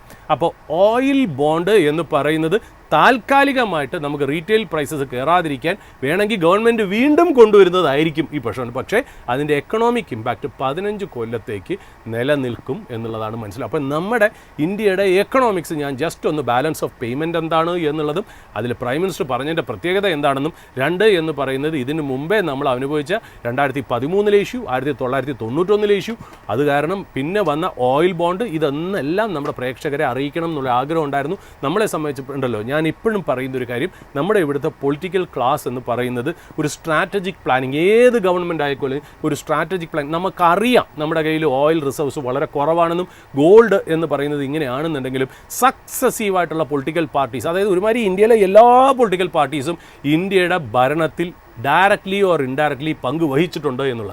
ഇവരാരും സസ്റ്റെയിൻഡ് ആയിട്ടുള്ള ഒരു കാര്യങ്ങൾ ഇതുവരെ കൊണ്ടുവന്നിട്ടില്ല എന്നുള്ള രീതി തന്നെയാണ് നമുക്ക് മനസ്സിലാവുന്നത്. ഇതേപോലെയുള്ളൊരു എക്സ്റ്റേണൽ സിറ്റുവേഷൻ വരുമ്പോൾ ഇന്ത്യ എന്നും ബാക്കിലോട്ട് പോയിട്ടുണ്ട്. അത് അനുഭവിച്ചിരിക്കുന്നതൊക്കെ കോമൺ സിറ്റിസൺ ആണ് എന്നുള്ളതാണ്. ആ പുഷ് ചെയ്ത് വാളിലോട്ട് വയ്ക്കുമ്പോൾ മാത്രം 1991 വരും, 2013 വരും, 2014 വരും, 2018 വരും, 2020 വരും, എല്ലാ ഗവൺമെൻറ്റും അതിനനുസരിച്ച് ആക്ട് ചെയ്തിരിക്കുന്നത് എന്നുള്ള. അപ്പോൾ ഗവൺമെൻറ് ചെയ്യേണ്ട കാര്യങ്ങൾ കറക്റ്റ് സമയത്ത് കറക്റ്റ് രീതിയിൽ ചെയ്തെങ്കിൽ ഇതൊക്കെ കുറേയൊക്കെ കുഷൻ ചെയ്യാം. എന്നിട്ടും നമ്മൾ എല്ലാ ഗവൺമെൻറ്, അതായത് ഇൻഡിപെൻഡൻസ് തുടങ്ങി ഇതുവരെയുള്ള ഗവൺമെൻറ്റിനെ നമ്മൾ റെസ്പെക്ട് ചെയ്ത് അപ്രീഷിയേറ്റ് ചെയ്ത് പോണേ എന്താ, നമ്മൾ മാർക്കറ്റിലേക്ക് വന്നിരിക്കുന്നത് പൈസ ഉണ്ടാക്കാനാണ്, രാഷ്ട്രീയത്തിന് വേണ്ടിയിട്ടല്ല. നമുക്കൊരു രാഷ്ട്രീയ സ്വഭാവം ഉണ്ടെങ്കിൽ നമ്മൾ അസംബ്ലിയുടെ മുന്നിലോ പാർലമെൻറ്റിൻ്റെ മുന്നിലോ നമ്മൾ കൊടി പിടിക്കണം. അതല്ല, നമ്മൾ ഈ സിസ്റ്റത്തിലേക്ക് വരുമ്പോൾ നമുക്ക് പൈസ ഉണ്ടാണെന്നുണ്ടെങ്കിൽ ഗവൺമെൻറ്റിനെ വിശ്വസിച്ചേ പറ്റൂ. 91 ഗവൺമെൻറ് ആയാലും ശരി, 2013 ശരി, 18 ശരി, 20 ശരി, 25 ശരി, 26 ശരി, ഗവൺമെൻറ്റിനെ വിശ്വസിച്ച് മുന്നോട്ട് പോകുക എന്നുള്ളത് നമ്മുടെ കടമയായതുകൊണ്ട് മാർക്കറ്റിൽ ഒരു ഗെയിൻ ഉണ്ടാക്കണമെങ്കിൽ പോസിറ്റീവായിട്ടുള്ള വൈബും മൈൻഡ് സെറ്റും വേണം എന്നുള്ളതാണ്. But even then at the heart and core of the issue, we are a citizen. ആ സിറ്റിസൺ ഉണ്ടായുള്ള പ്രശ്നങ്ങളാണ് ഞാൻ പല കൊല്ലങ്ങളായിട്ട് പറഞ്ഞത്. ഇനിയിപ്പോൾ ഗവൺമെൻറ് സർക്കസ് ഇനിയിപ്പോൾ തുടങ്ങുന്നതായിരിക്കും. മിക്കവാറും അവർ retail prices of petrol and diesel വീണ്ടും അവർ കൂട്ടാനുള്ള സാധ്യതയുണ്ട്. ഒരു മാസത്തേക്ക് ഇലക്ഷൻ എക്സ്റ്റെൻഡ് ചെയ്തപ്പോഴേ ഞാൻ കംഫർട്ടബിൾ അല്ലായിരുന്നു. കാര്യം എക്സ്റ്റേണൽ സിറ്റുവേഷൻസ് വളരെ മോശമായിരുന്നു. ബട്ട് പൊളിറ്റിക്കൽ ബ്രൗണി പോയിന്റ്സിന് വേണ്ടിയിട്ട് അത് എക്സ്റ്റെൻഡ് ചെയ്ത് പോയത് കാരണം നൗ ഗവൺമെൻറ് വിചാരിച്ചത് ഇതെല്ലാം റിസോൾവ് ആവും എന്ന് വിചാരിച്ചിട്ടാണ്. അതായത് കണ്ണടച്ചു പാല് കുടിച്ചു. ഈ ഒട്ടകപക്ഷിയെ പോലെ മണ്ണിൻ്റെ അടിയിൽ തല പൂത്തി വയ്ക്കുമ്പോൾ നമ്മൾ വിചാരിക്കുന്നത് എന്താ, നമ്മളെ ആരും കാണത്തില്ല എന്നുള്ളത്. ബട്ട് ഈ ശനിയും ഞായറോടുകൂടി രണ്ടുപേരെയും ട്രംപിൻ്റെയും ഇറാൻ്റെയും പ്രൊപ്പോസൽ നശിച്ചോടുകൂടി എല്ലാ ഗവൺമെൻറ്റിൻ്റെയും സ്വഭാവവും എല്ലാം മാറി എന്നുള്ളതാണ്. ഇന്ത്യൻ ഗവൺമെൻറ് നല്ല രീതിയിൽ ബാക്ക് ഫുട്ട് ചെയ്തിരിക്കുന്നു. എങ്ങനെയാണ് ടാക്കിൾ ചെയ്ത് മുന്നോട്ട് പോകണമെന്നുള്ളത് നോക്കാം. മാർക്കറ്റ് ചെറിയ വീക്ക്നെസ് ആണ് കാണുന്നത്. എവിടെയെങ്കിലും ഒരു നല്ല കാര്യങ്ങൾ വന്ന് മാർക്കറ്റ് റിക്കവറി ആയിട്ട് എന്ന് പ്രാർത്ഥിക്കുന്നു. ബിക്കോസ് ഞാനും ഇതിനകത്തൊരു വെസ്റ്റേൺ ഇൻട്രസ്റ്റ് ആയിട്ടുള്ള പാർട്ടിയാണ്. Over to you Thomas. Suresh sir, നമ്മളിപ്പോൾ നോക്കുകയാണെങ്കിൽ മറ്റൊരു ഇമ്പോർട്ടൻ്റ് ആയിട്ട് വന്നിട്ടുള്ള ഇൻ്റർനാഷണൽ ഒരു അപ്ഡേറ്റ് വന്നിരിക്കുന്നു. ഒരു Dutch flagged luxury vessel MV Hondius എന്നാണ് എൻ്റെ പേര്. അതിലാണ് ലൈക്ക് ഈ റീസെൻ്റ്ലി വന്നിട്ടുള്ള hanta virus. Hanta virus has been in the ഹോളിവുഡിൽ വരെ വളരെ ഫേമസ് ആയിട്ടുള്ളൊരു വൈറസാണ് ഹാൻഡ വൈറസ്. ഇപ്പോൾ നമ്മൾ പറയുകയാണെങ്കിൽ മൂവീസിൽ പോലും ഒരു രാജ്യം മറ്റൊരു രാജ്യത്തെ obviously before 1980s before 1970s ഒരു വിക്ടിം അല്ലെങ്കിൽ ഒരു വിക്ടിം രാജ്യം ഇപ്പോഴും യുണൈറ്റഡ് സ്റ്റേറ്റ്സും ഒരു കൈൻഡ് ഓഫ് ലൈക്ക് വില്ലൻ രാജ്യം USSR ആയിരിക്കും. സോ USSRന് എപ്പോഴാണോ US ഒരു ബയോ കെമിക്കൽ അറ്റാക്ക് നടത്താൻ വേണ്ടത്, ആ പ്ലോട്ടിൽ എപ്പോഴും വരുന്ന ഒരു പ്രൈമറിയാണ് ഹാൻഡ വൈറസ് എന്നുള്ളത്. സോ ഹാൻഡ വൈറസ് മൂവീസ് കാണുന്ന ആൾക്കാർക്കും ഈ ബയോ സയൻസ് ഫോളോ ചെയ്യുന്ന ആൾക്കാർക്കും ഹാൻഡ വൈറസ് വളരെ ഫെമിലിയർ ആണ്. സോ ആ ഹാൻഡ വൈറസ് ഇപ്പോൾ എഗെയിൻ മെയിൻ സ്ട്രീമിലേക്ക് വരികയാണ്. ഈ MV ഹോണ്ടിയസ് എന്നൊരു ലക്ഷറി വെസലിൽ ഹാൻഡ വൈറസ് ഡിറ്റക്ട് ചെയ്തിട്ടുണ്ട്, അത് കൺഫേം ചെയ്തിട്ടുണ്ട്. അതിപ്പോൾ ആക്ച്വലി ആ ഷിപ്പിലുള്ള പല പാസഞ്ചേഴ്സിനും ഡിസംബാർക്ക് ചെയ്ത് പല രാജ്യങ്ങളിലേക്ക് മൂവ് ചെയ്തിരിക്കുകയാണ്. 2 ഇന്ത്യൻസും ഉണ്ട്. അവരിനെ ഇപ്പോൾ നെതർലാൻഡ്സിലേക്ക് മാറ്റിയിട്ടുണ്ട് എന്നാണ് ഇപ്പോൾ ലേറ്റസ്റ്റ് ആയിട്ട് വരുന്ന അപ്ഡേറ്റ്. അതിൽ തന്നെ ഇന്ത്യയിൽ ഇപ്പോൾ ഡയറക്റ്റ്ലി അതിൻ്റെ ഒരു ഇമ്പാക്റ്റ് വന്നിട്ടില്ലെങ്കിലും ICMR ജസ്റ്റ് ഒരു പാസീവ് ഒബ്സർവർ എന്നൊരു പൊസിഷനിൽ നിന്ന് മാറി ആക്റ്റീവായിട്ട് കുറേ ആക്ടിവിറ്റീസ് ചെയ്യുന്നു എന്നാണ് ഇപ്പോൾ മനസ്സിലാവുന്നത്. അതിൽ തന്നെ ICMR കോവിഡ് വന്നതിന് ശേഷം വൈറൽ ഷീൽഡ് എന്നൊരു പറഞ്ഞൊരു സിസ്റ്റം ജനറേറ്റ് ചെയ്തിട്ടുണ്ടായിരുന്നു, സെറ്റ് ഇൻ പ്ലേസ് ചെയ്തിട്ടുണ്ടായിരുന്നു. അതിപ്പോൾ ആക്ടിവേറ്റ് ചെയ്തിരിക്കുകയാണ്. ഓൾമോസ്റ്റ് 164 ലാബ്സ് കൺട്രി ത്രൂ ഔട്ടുള്ള 164 ലബോറട്ടറീസിനെ കോർത്തിണക്കിയിട്ടുള്ള ഒരു സിസ്റ്റം, ഒരു കൈൻഡ് ഓഫ് ലൈക്ക് ചെയിൻ ആണ് ഈ വൈറൽ ഷീൽഡ് എന്ന് പറയുന്നത്. അത് ആക്റ്റീവ് ആവുന്നതോടുകൂടി ഇന്ത്യയുടെ രാജ്യത്തിനകത്തേക്ക് ഹാൻഡ വൈറസ് വരാതിരിക്കാനുള്ള എല്ലാ ആക്ടിവിറ്റീസും ICMR ആക്റ്റീവ്ലി ചെയ്യുന്നുണ്ട് എന്നാണ് ഇപ്പോൾ ലേറ്റസ്റ്റ് ആയിട്ട് വന്നിരിക്കുന്ന അപ്ഡേറ്റ്. അതിൽ തന്നെ പറയുകയാണെങ്കിൽ ഈ ഇന്ത്യൻ സിറ്റിസൻസിൻ്റെ കാര്യം പറയുകയാണെങ്കിൽ ആസ് ഓഫ് 10th May 2026 സ്പെയിനിലെ ഇന്ത്യൻ എംബസി കൺഫേം ചെയ്തിരിക്കുന്നത് MV ഹോണ്ടിയസിൽ നിന്ന് 2 ഇന്ത്യൻ നാഷണൽസിനെ നെതർലാൻഡ്സിലേക്ക് മാറ്റിയെന്നാണ്. Specifically for quarantine purposes. ഈ 2 ഇന്ത്യൻ നാഷണൽസിന് ഹാൻഡ വൈറസ് ഉണ്ടോ എന്നുള്ള കാര്യത്തിലൊരു കൺഫർമേഷനോ അതിൻ്റെ ഡിറ്റക്ഷൻ്റെ കാര്യത്തിലൊരു കൺഫർമേഷനോ ഇതുവരെ വന്നിട്ടില്ല. അതിലൂടെ തന്നെ നോക്കുമ്പോൾ ഇത് വളരെ ഹിസ്റ്റോറിക്കലി തന്നെ ഹാൻഡ വൈറസ് വളരെ ലോക്കൽ ത്രെട്ടായിട്ടാണ് കണ്ടിരിക്കുന്നത്. ബിക്കോസ് ഒബ്വിയസ്ലി ഇതിലൊരു ഫ്രം റോഡൻസിൽ നിന്നാണ് ഹാൻഡ വൈറസിൻ്റെ ഉത്ഭവം വരുന്നത്. റോഡൻസുമായിട്ട് റിലേറ്റ് ചെയ്തിട്ടുള്ള സലൈവ അല്ലെങ്കിൽ അവരുടെ ഫീസീസ് അല്ലെങ്കിൽ അവർ ബൈറ്റ് ചെയ്തിരിക്കുന്ന ഫുഡ് പാർട്സ് അത് ഹ്യൂമൻസ് യൂസ് ചെയ്യുമ്പോഴാണ് ഓൾമോസ്റ്റ് സിമിലർ ടു നിപ്പ എങ്ങനെയാണോ ബാറ്റ്സിൽ നിന്ന് പടരുന്നത് അതേ ഒരു കൈൻഡ് ഓഫ് ലൈക്ക് ഒരു മൂവ്മെൻ്റ് ആണ് ഹാൻഡ വൈറസ് റോഡൻസിൽ നിന്ന് ഹ്യൂമൻസിലേക്ക് പടരുന്നത്. അതിന് ഈ പിഗ്മി റൈസ് റാറ്റ് എന്നാണ് പറയുന്നത്. പിഗ്മി റൈസ് റാറ്റ് എന്ന് പറഞ്ഞാൽ ലോങ് ടെയിൽഡ് ആയിട്ടുള്ള ഒരു റാറ്റാണ്. ബട്ട് അതിൽ ഒരു കാര്യം ഞാൻ ജസ്റ്റ് ഒന്ന് ആഡ് ചെയ്ത് ഞാൻ തോമസ് പറയണ കാര്യം വെച്ചാൽ നമ്മൾ സാധാരണ ഇന്നിപ്പോൾ ഓപ്പണിംഗ് ഹൗസ് തുറക്കാൻ നേരത്ത് നമ്മൾ ഏതാണ്ട് പ്രൈം മിനിസ്റ്ററിൻ്റെ സ്പീച്ചിനെ പറഞ്ഞത് ഏതാണ്ട് കോവിഡ് ലൈക്ക് സിറ്റുവേഷൻ പോലെയാണ്. കാരണം എന്താ, നമ്മളിപ്പോൾ പറയുന്നത് അധികം ട്രാവൽ നമ്മൾ കുറയ്ക്കണം, അതുമാത്രമല്ല ഈ പറയുന്ന പോലെ നമ്മൾ വർക്ക് ഫ്രം ഹോം ചെയ്യണം. ഇതൊക്കെ നമ്മുടെ ഒരു കോവിഡ് നൊസ്റ്റാൾജിക് മൊമെൻറ്റ്സിനെ തിരിച്ചു കൊണ്ടുവരുന്നു എന്നുള്ള. But the irony is Covid എന്ന് നമ്മൾ പറയുമ്പോൾ അതേപോലെ ഒരു വൈറസ് വേറെ ലോകത്ത് വന്നു എന്നുള്ളതാണ്. ഇപ്പോൾ തോമസ് പറഞ്ഞ ഹാൻഡ വൈറസ് എന്ന് പറഞ്ഞാൽ ആൻഡസ്ട്രെയിൻ ആണ്. ഇപ്പോൾ ആൻഡസ്ട്രെയിൻ എന്ന് പറഞ്ഞാൽ സാധാരണ ഈ ആൻഡ വൈറസ് തോമസ് നേരത്തെ പറഞ്ഞു ബയോളജിക്കൽ വെപ്പണിൻ്റെയൊക്കെ കാരണങ്ങളാൽ അമേരിക്ക എപ്പോഴും തുറന്നു വിടുന്ന ഒരു വൈറസാണ് ഈ ഹാൻഡ വൈറസ് എന്ന്. ബട്ട് ഇപ്രാവശ്യത്തെ പ്രത്യേകത എന്ന് പറഞ്ഞാൽ സാധാരണ ഹാൻഡ വൈറസ് എന്ന് പറഞ്ഞാൽ animal to human being. But ഇപ്രാവശ്യത്തെ ആൻഡസ്ട്രെയിൻ എന്ന് പറയുന്നത് ഹ്യൂമൻ ടു ഹ്യൂമൻ ആണ് എന്നുള്ളതാണ് അതിനകത്തൊരു പ്രശ്നം വരുന്നത്. ബട്ട് ഇത് COVID-19 പോലെ ഈ പറയുന്ന പോലെ എയർബോൺ ആയിട്ട് സ്പ്രെഡ് ചെയ്യുന്നതല്ല. നമ്മൾ ഇത് അഫക്റ്റ് ചെയ്ത വ്യക്തിയുടെ നിരന്തരമായിട്ട് കുറേ നാൾ താമസിക്കുന്നതായിരിക്കാം ചിലപ്പോൾ ഒരു പക്ഷേ ഇതിനൊരു പ്രോബ്ലം വരുന്നത് എന്നുള്ളതാണ് നമുക്ക് മനസ്സിലാവുന്നത് എന്നുള്ളതാണ് ഇതിനകത്ത് മനസ്സിലാവുന്ന ഒരു കാര്യം. അതായത് ഇതിനകത്ത് തോമസ് പറഞ്ഞത് ശരിയാണ്. MV ഹോണ്ടിയസ് അല്ലേ, MV ഹോണ്ടിയസ് എനിക്ക് തോന്നുന്നു സൗത്ത് അമേരിക്കയിൽ നിന്നും യൂറോപ്പ് ആഫ്രിക്കയിലേക്ക് പോണ വഴിക്കാണ് ഈ ഇഷ്യൂ ഉണ്ടായതെന്നും ഇപ്പോൾ എനിക്ക് തോന്നുന്നു ടെനറീഫിൽ അല്ലേ, കാനറി ഐലൻഡ് സ്പെയിനിൽ അത് ഡോക്ക് ചെയ്തിട്ടിട്ടാണ് ആൾക്കാരെ ഇപ്പോൾ നെതർലൻഡ്സിലേക്കും അതിനകത്ത് ഇൻഫെക്റ്റഡ് ആയിട്ടുള്ള പേഴ്സണെ കുറച്ച് പേര് നെതർലൻഡ്സിലേക്കും കുറച്ച് പേര് സൗത്ത് ആഫ്രിക്കയിലേക്ക് മാറി എന്നുള്ളത്. അപ്പോൾ ഞാൻ പറഞ്ഞു വന്നത് വേറെ ഒന്നുമല്ല, നമ്മൾ കോവിഡിൻ്റെ സിറ്റുവേഷനിലാണ് വർക്ക് ഫ്രം ഹോം എന്ന് പറയുമ്പോൾ ഇതിൻ്റെ പുറകിൽ ഒരു വൈറസിൻ്റെ കഥയും എവിടെയോ ഉണ്ട് എന്നുള്ളത് ഒന്ന് സൂചിപ്പിക്കുന്നു തോമസ്. കമ്പാരിറ്റീവ്ലി കൊറോണ വൈറസ് അല്ലെങ്കിൽ COVID-19 കമ്പയർ ചെയ്യുമ്പോൾ ഹാൻഡ വൈറസിൻ്റെ ഈ ഹ്യൂമൻ ടു ഹ്യൂമൻ ട്രാൻസ്മിഷൻ വളരെ റേറ്റ് ചാൻസ് കുറവാണ്. ബട്ട് ദെൻ സയൻറ്റിസ്റ്റുകൾ പറയുന്നത് ഡെഡ്ലി ആണ്. After A point of time hanta വൈറസും deadly ആണ്. സോ കോഷൻ നിലനിർത്തേണ്ട ഒരു ടൈമാണിത്. വളരെ ലൈക്ക് അതിൽ തന്നെ എനിക്ക് തോന്നുന്നത് ഈ വർക്ക് ഫ്രം ഹോം എന്നൊരു സ്പെസിഫിക് ആയിട്ടൊരു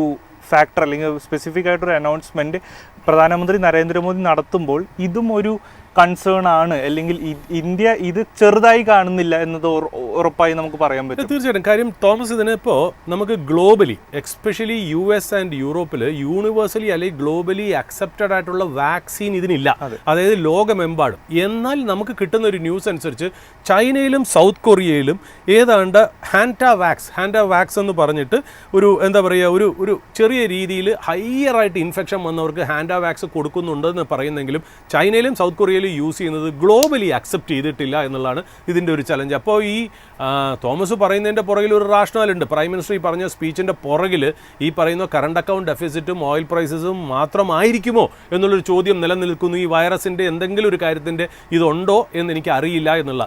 ഏതായാലും ഒരു ക്യാൻ ഓഫ് വേംസ് പോലെ ഇലക്ഷൻ കഴിഞ്ഞതും ഓരോന്നായിട്ട് പുറത്തോട്ട് വരുന്നു എന്നുള്ളതാണ് തോമസ്. അതിനൊപ്പം തന്നെ ഇപ്പോൾ ഈ ഹാൻഡ വൈറസുമായി ബന്ധപ്പെട്ട് കുറേ ഫേക്ക് ന്യൂസുകൾ സോഷ്യൽ മീഡിയയിൽ പരന്നു നടക്കുന്നുണ്ട്. എസ്പെഷ്യലി റിലേറ്റഡ് ടു ഫൈസറിൻ്റെ വാക്സിനാണ് ഹാൻഡ വൈറസ് കോസ് ചെയ്യുന്നത് പറഞ്ഞാൽ പല ടൈപ്പിലുള്ള കോൺസ്പിറസീസും ഫേക്ക് ന്യൂസും ഇപ്പോൾ വളരെ വൈഡ്ലി മുമ്പ് തന്നെ മെയ് 2025 തന്നെ ഇങ്ങനെ ഫേക്ക് ന്യൂസുകളും കോൺസ്പിറസീസും വൈഡ്ലി സോഷ്യൽ മീഡിയയിലുണ്ട്. സോ ബട്ട് ദെൻ അതൊന്നും പ്രേക്ഷകർ വിശ്വസിക്കരുത്. പ്രേക്ഷകർ WHO, ഇന്ത്യയുടെ ICMR എന്നീ സർട്ടിഫൈഡ് ആയിട്ടുള്ള അതിന് ഒതന്റിക് ആയിട്ടുള്ള അതിന് ഉത്തരവാദിത്തം ഏൽപ്പിച്ചിട്ടുള്ള സയൻറ്റിസ്റ്റുകളും ഒഫീഷ്യൽസും പറയുന്നത് മാത്രം വിശ്വസിക്കുക. ബാക്കി ഒരു ന്യൂസും ഷെയർ ചെയ്യുകയോ ഒന്നും ചെയ്യരുത്. ഇപ്പോൾ നമുക്ക് ഓപ്പണിംഗ് അവേഴ്സ് വൈൻഡപ്പ് ചെയ്യാൻ സമയമായിരിക്കുന്നു. പ്രേക്ഷകരുടെ ശ്രദ്ധയ്ക്ക് ഇന്ന് നമ്മൾ ചർച്ച ചെയ്ത സ്റ്റോക്കുകളും സെക്ടറുകളും ഒന്നും ഒരു ബൈ ഓർ സെൽ റെക്കമെൻഡേഷൻ അല്ല. നിങ്ങൾ നിങ്ങളുടെ നിക്ഷേപ തീരുമാനങ്ങൾ എടുക്കുന്നതിന് മുമ്പ് ഒരു സെബി രജിസ്റ്റേർഡ് അനലിസ്റ്റിൻ്റെ അഡ്വൈസ് തേടുക. മറ്റൊരു ട്രേഡിംഗ് ഡേയുമായി നാളെ കാണാം. നന്ദി, നമസ്കാരം.